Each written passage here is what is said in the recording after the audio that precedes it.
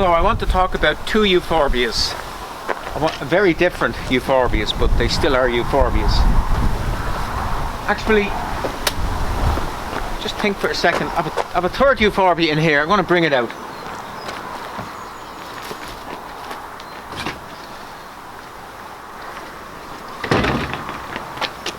Well, that's a Euphorbia from the Canary Islands, I think. It's actually a cactus type Euphorbia, but Euphorbia aren't cactus, but they look like cactus, some of them.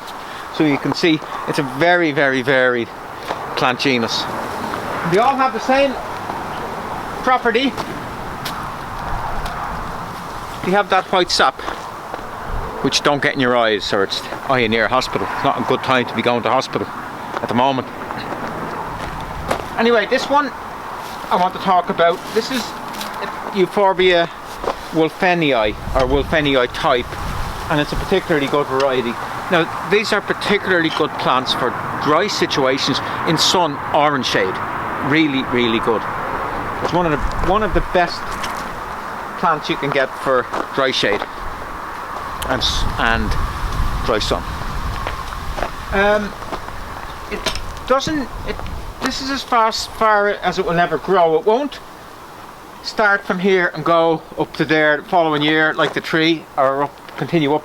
It will only ever go to here, and this will die away, and next year's is in the centre, or later on this year's is in the centre, and this part here in the centre, these young growths are going to look like this next year. So what you do with this plant is, when these fade, just remove them all in about maybe June, July. Move them all. Just 10 minutes work once a year. Maybe put on a pair of goggles if you're afraid of getting this white stuff in your eyes. Now we're going to look at a totally different Euphorbia over here. There we have that's Viburnum tinus, super winter, late winter, early spring flowering shrub, and good evergreen shrub, good standard shrub. And we nice bit of early flowering Pulmonaria longifolia. Once a great plant for shade, once it's not too dry. Well, here we are. Here's the other Euphorbia. This was only planted about 6 months ago. We were going to edge that at some stage. That fence was put in, and we threw a few plants in, a few ferns, another Viburnum, Kilimanjaro, bit of a Christmas tree. Sold Christmas trees in the winter. There's a bit of Christmas tree left.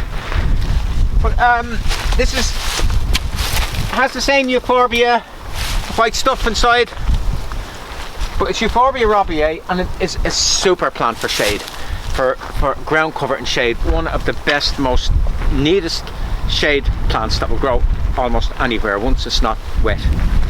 It has one problem, and this is a very good thing to learn in gardening, because any keen gardener will always learn this the hard way. You cannot put it in with weaker plants or with lower plants. It will take over. I have seen it destroy gardens. It's perfect here. It can't go into the yard. It can go into the yard if it wants, but the forklift will get the better of it. It can't do any damage here, and it can go. The ferns will probably be okay, and this is a shrub. The shrub will come up above it. But if you put this in with even plants like, well, that would probably manage to hold its own, but I have seen that plant ruin borders, because it does something which you don't hear much anymore, but when I started first you would hear it a lot. Someone would say, in the know would say, if you're selling them a plant, does it run at the root? That's what they would say, does it run at the root?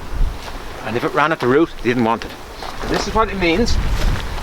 Either way, run along under the ground, and the new one's coming up here. Now we just have a look.